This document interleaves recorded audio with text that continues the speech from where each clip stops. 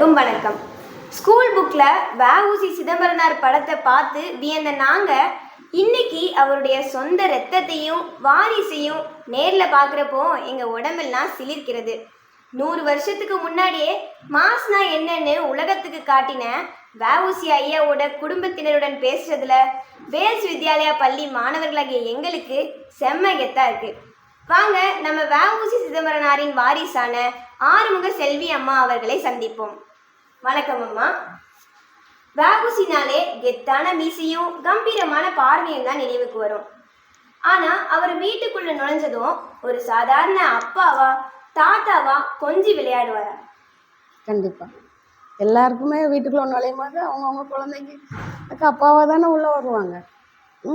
தாத்தாவும் அப்படி தான். அவர் எப்போவுமே குழந்தைங்களோட நல்லா விளையாடுவாருன்னு என்னோட தாத்தா என்னோட அம்மா சொல்லி நான் கேட்டிருக்கேன். அவர் சுப்பிரமணிய பாரதியாரோட பாடல்கள்லாம் அவர் சிறந்த நண்பர் வ.உ.சி. தாத்தாக்கு. அப்படி இருக்கும்போது அவர் பாடல்கள் எல்லாம் குழந்தைங்களுக்கு சொல்லி கொடுத்து எப்போவுமே குழந்தைங்களா வீட்டில் விளையாடி கொண்டு எப்போவுமே மகிழ்ச்சியாக தான் இருப்பாருன்னு நான் கேள்விப்பட்டிருக்கேன்.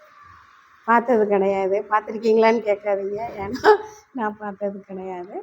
என்னோட தாத்தா என்னோட அம்மா சொல்லி நான் கேள்வி. நாடை விட குடும்பம்தான் முக்கியம் என்று வீட்டில் யாராச்சும் அவங்க கிட்ட சண்டை போட்டிருக்காங்களா? அதாவது அவங்கள கூட சண்டைன்னு போட்டதா நான் கேள்விப்படலை. அவரோட அப்பா வக்கீல் தொழிலை அவரை சிறப்பாக பண்ணாமல் இந்த மாதிரி சுதந்திரத்துக்காக போராடிட்டு இருக்கிறாரேங்கிற வருத்தம் அவங்க அப்பாவுக்கு கொஞ்சம் இருந்ததுன்னு சொல்லி என்னோட தாத்தா சொல்லி நான் கேள்விப்பட்டேன். அதாவது வ.உ.சி.யோட மூத்த பிள்ளை ஆறுமுகம் பிள்ளை அவரை சொல்லி எங்கள் அம்மா சொல்லி நான் கேள்விப்பட்டேன். இன்னைக்கு எங்ககிட்ட வ.உ.சி. ஐயா உபயோகிச்ச ஒரு பேனாவோ இல்லை வாட்சோ கொடுத்தீங்கன்னா அதை நாங்கள் தலையில் வச்சு கொண்டாடுவோம். அந்த மாதிரி வ.உ.சி. ஐயா உபயோகிச்ச ஏதாவது சீக்ரெட் பொக்கிஷம் இருக்கா? சீக்ரெட் பொக்கிஷம்னு எதுவும் சொல்ல முடியாது. அவர் உபயோகப்படுத்தின அனைத்துமே பொக்கிஷங்கள் தான். அது பாதுகாக்கப்பட வேண்டிய பொக்கிஷங்கள் தான். ஓட்டப்பிடாரத்தில் தாத்தாவோட வீடு நல்லா சிறப்பான முறையில் அரசாங்கம் பராமரிச்சுட்டு வந்துட்டுருக்குறாங்க. அவரோட கோத்து அந்த இதெல்லாம் இருந்தது டெல்லியில் ஏதோ ஒரு மியூசியம் வைக்கும் போது வாங்கிட்டு போனாங்க. அது அப்புறம் எங்கே இருக்குதுன்னு ஃபாலோ பண்ண முடியாமல் இப்போ அநேகமாக டெல்லியில் எங்கேயாவது இருக்கும்னு நினைக்கிறேன் நான். ஆனால் அவரோட வீடு இப்போது நல்ல முறையில் ஓட்டப்பிடாரத்தில் அவர் வாழ்ந்த வீடு இப்போவும் மக்களுக்கு பார்வையிடக்கூடிய ஒரு சிறந்த சுற்றுலாத்தலமாகவும் இப்போவும் இருக்குது. செப்டம்பர் 5 நீங்கள் ஆசிரியர்கள் தினம் கொண்டாடுறீங்க இல்லையா? அதே செப்டம்பர் 5 தான் வ.உ. சிதம்பரனாரோட பிறந்த நாள். அவரோட பிறந்த நாள் அன்னைக்கு தான். அன்னைக்கு அரசு சார்பாகவும் சிறப்பாக மரியாதை பண்ணுவாங்க. எங்கள் குடும்பத்து சார்பாகவும் நாங்கள் சிறப்பாக மரியாதை பண்ணுவோம். அவரோட வீட்டுக்கு போய் எல்லாருமே அந்த சிறந்த முறையில் பராமரிச்சிட்டோம். இங்கே நூலகங்கள்லாம் செயல்படுது. உங்களை மாதிரி ஸ்கூல் பிள்ளைங்க படிக்கணுங்கிறதுக்காண்டி லைப்ரரியெல்லாம் அங்கே ஃபங்க்ஷன் ஆகிடுச்சு. இன்னைக்கு இருக்கிற ரீல்ஸ், இன்ஸ்டாகிராம் உலகத்தில் 2 நிமிஷத்தில் எல்லோரும் எல்லாத்தையும் மறந்துடுறாங்க. இந்த ட்ரெண்டில் வ.உ.சி. ஐயாவோட தியாகத்தை பசங்க மனசில் ட்ரெண்ட் ஆக்க நம்ம என்ன பண்ணலாம்? அதே ரீல்ஸ் முகத்தில் தான் கொண்டு போய் ட்ரெண்ட் பண்ண முடியும். ஏன்னா அதில் தான் மூழ்கிட்டாங்க. நீங்களே சொல்லிட்டீங்களே. இப்போ யாராவது செல்லு வீட்டில் படிக்கிற நேரம் தவிர மற்ற நேரம் செல்லு யாராவது எடுக்காமல் இருக்காங்களா? அதே வழியில் தான் போய் அவரோட புகழை நம்ம பரப்பணும். வேறு எப்படி பரப்புறது? அதுதான் இப்போது ட்ரெண்ட் ஆகிடுச்சு. அப்போ தாத்தாவை பற்றின விஷயங்கள் நிறையா நம்ம ரெடி பண்ணி அவங்கள மாதிரி ஸ்கூல் பிள்ளைங்க நிறையா தெரிஞ்சுக்கணும், காலேஜ் ஸ்டூடெண்ட்ஸ் தெரிஞ்சுக்கணும்னு சொல்லி அந்த முறையிலேயே நம்மளும் பரப்போம். இன்னைக்கு எங்களை மாதிரி பசங்க ஒரு சின்ன தோல்வி வந்தாலே அப்செட் ஆகிடுறாங்க.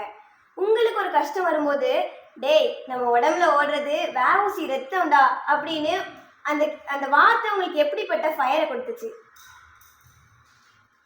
இப்பவும் ஃபயராக தான் இருக்கு.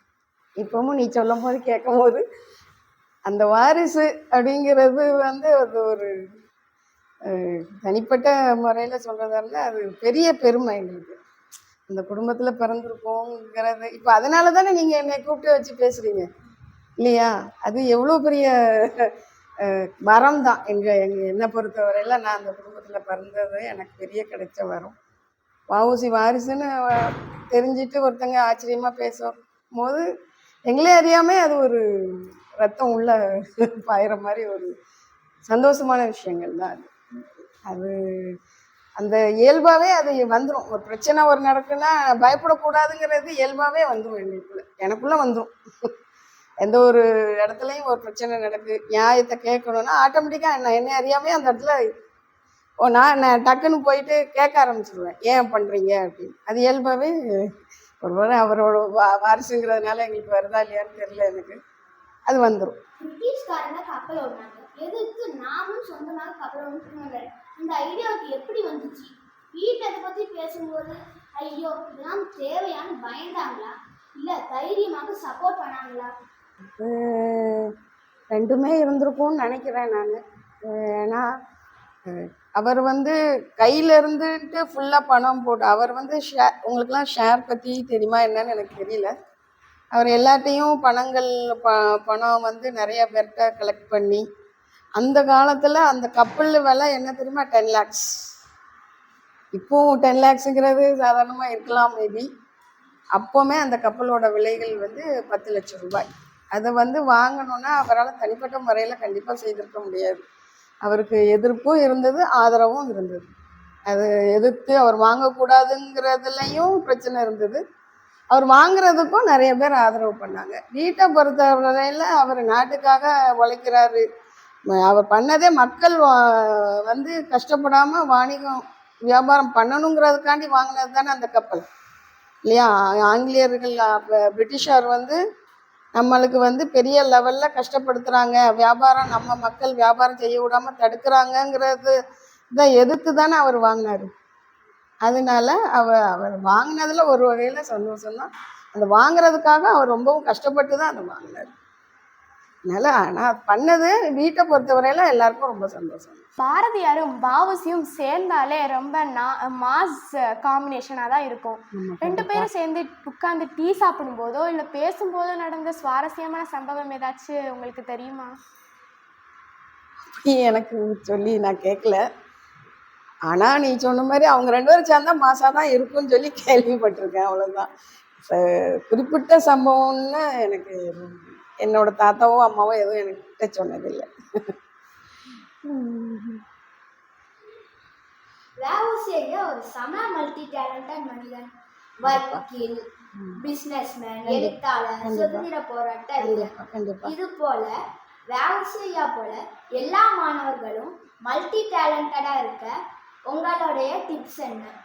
தாத்தா மாதிரியே நீங்களும் இருக்கணும், அதான் டிப்ஸு. வஉசி மாதிரி தைரியமாக இருக்கணும், எல்லா விஷயங்களும் கற்றுக்கணும், குறிப்பாக நிறைய படிக்கணும். தாத்தா நிறைய படிப்பாங்கன்னு நான் சொல்லி கேள்விப்பட்டிருப்பேன். சரியா? நிறைய டேலண்ட்டை நீங்கள் வளர்த்துக்கணும். இப்போ அந்த காலகட்டத்திலேயே இவர் மல்டி டேலண்டட் பர்சனாக இருந்தாருன்னா இப்போ உங்களுக்கு டெக்னாலஜி எவ்வளோ வளர்ந்துருக்குது, உங்களுக்கு எல்லாமே ஈஸியாக கிடைக்கிது இல்லையா? எல்லாமே ஈஸியாக உங்களால் தெரிஞ்சுக்க முடியுது. அவர் அந்த காலத்திலேயே அவ்வளோ தூரம் அவரோட டேலண்ட்டை வளர்த்துக்கிட்டாருன்னா நீங்களும் உங்களோட டேலண்ட்டை வளர்க்குறதுக்கு நீங்கள் சொந்த முயற்சி, உங்களுக்குள்ள அந்த சொந்த முயற்சி. நம்மளும் எல்லா இதுவும் கற்றுக்கணும், நம்மளும் எல்லா விஷயங்களும் நம்மளும் தெரிஞ்சுக்கணும், எல்லா வகையிலையும். முதல்ல நேர்மையாகவும் இருக்கணும். அவர் நேர்மையாகவும் இருந்தார், எல்லா விஷயங்களும் கற்றுக்கிட்டாரு. நமக்குள்ளே அந்த மல்டி டேலண்டடாக வளர்க்கணுங்கிற ஒரு உத்வேகம் நமக்குள்ளேயே வரணும் இல்லையா? நம்ம வளர்த்துக்கிட்டு நான் எல்லாம் கற்றுக்கணும், நான் ஸ்போர்ட்ஸ்மேனாக ஆகணும், நான் மியூசிஷியனாக ஆகணும், நான் பெஸ்ட்டு ப்ரொஃபஷ்னல் படிக்கணும் அப்படிங்கிறது என்ன செய்யணும்? உனக்குள்ளேயே அந்த இதை வளர்த்துக்கிட்டா நீ மல்டி டேலண்டடாக. வஉசியும் அதே மாதிரி இருந்தவர் தான். நீ சொன்ன மாதிரி அவர் லாயரு, சிறந்த பொலிட்டிஷியன், சிறந்த பேச்சாளர். அவரை நம்பி வக்கீல் கேஸ் கொடுத்தா அவரை கண்டிப்பாக ஜெயிச்சு கொடுப்பாருன்னு மக்கள் நம்புகிற அளவுக்கு அவர் சிறந்த வக்கீல். அதெல்லாம் நீங்களும் நம்மளை நம்பி ஒருத்தங்க வர்றாங்கன்னா நம்ம டேலண்ட்டை நம்ம வளர்த்துக்கணும்னு நம்மளுக்குள்ள அந்த வேகம் இருக்கணும். நீங்க வெளியில போயிருக்கும்போது யாராச்சும் நீங்க தான் வஉசியோட வாரிசுன்னு சொல்லும்போது நீங்க எப்படி ஃபீல் பண்ணீங்க? ரொம்ப சந்தோஷமா இருக்கும். இப்போ நீ சொன்னது கேட்கும்போதே அவ்வளோ சந்தோஷமா இருக்கு. அப்படி இருக்கும்போது வாரிசுன்னு தெரிஞ்சுக்கிட்டு அவங்க, அதாவது ஓப்பனாக சொல்கிறதா இருந்தால் அது வரைக்கும் என்னைய ஒரு சாதாரணமாக பார்ப்பாங்க. வஉசியோட பேத்தி அப்படின்னு தெரிஞ்சிச்சுன்னா அவங்க எனக்கான மரியாதையே கொடுக்க ஆரம்பிச்சிருவாங்க. ஓப்பனாக சொல்கிறேன் நான். அழகாக மரியாதை, அதுக்கு அது வரைக்கும் ஜாலியாக அப்படியே பேசுவாங்க. வஉசி பேத்தி, ஓ நீங்கள் வஉசி பேத்தியா, உங்களை பார்த்ததுல எங்களுக்கு ரொம்ப சந்தோஷம் அப்படின்ட்டு. அதுக்கப்புறம் தாத்தாவை பற்றி நிறைய கேட்க ஆரம்பிச்சிருவாங்க, பேச ஆரம்பிச்சிருவாங்க. அவங்களோட அந்த அதுக்கு முன்னாடி பேசுனதுக்கும் அதுக்கப்புறம் அவங்க பேசுனதுக்கும் ஒரு வித்தியாசம் கிடைக்கும். அவங்க வந்து நல்லா ஒரு மரியாதை கொடுத்து என்கிட்ட பேச ஆரம்பிச்சிருவாங்க. அதுக்கப்புறம் அதெல்லாம் அவரால் எனக்கு கிடைச்ச பெருமைகள், தாத்தாவால் எனக்கு கிடைச்ச ஒரு சிறந்த பெருமைன்னு தான் சொல்லணும், மரம் தான் சொல்லணும். வேலைக்கார மாணவர்களான நாங்க வாழ்க்கையில் எவ்வளவு பெரிய ஆளானாலும் சரி, வஉசி ஐயா மாதிரி நேர்மையாகவும் பயமில்லாமலும் வாழ என்ன ஒரே ஒரு கோல்டன் ரூல் சொல்வீங்க நீங்க? கோல்டன் ரூல், நேர்மையாக இரு, பயப்படாதீங்க, நியாயத்தை தட்டி கேட்குறதுக்கு பயப்படக்கூடாது. நேர்மையாக இருந்தேன்னா அந்த நேர்மையே உனக்கு எல்லா ஒரு இதை கை கொடுக்கும். Honest is the best policy. Honest தான், அவரோட நேர்மை தான் அவரை இந்த அளவுக்கு மக்கள் மத்தியில் கொண்டு வந்து நிறுத்துச்சு. உங்களோட பொன்னான நேரத்தை எங்களுக்கு பொக்கிஷமாக கொடுத்ததுக்கு கோடான கோடி நன்றிகள்.